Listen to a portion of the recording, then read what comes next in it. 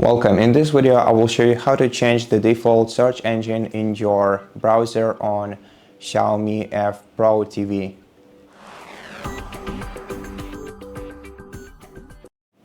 To do that, you're going to have to navigate to the gear icon from the home screen and then select the Applications menu.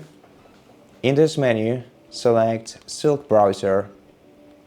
This will open Silk Settings.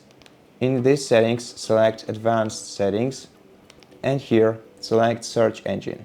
And now you can select one of the 5 available search engines.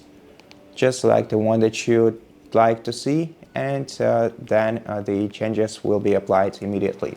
And so that's how you do it. Thank you for watching this video. If you liked it, please consider subscribing to our channel, leave us a like and a comment below, and I'll see you in the next one.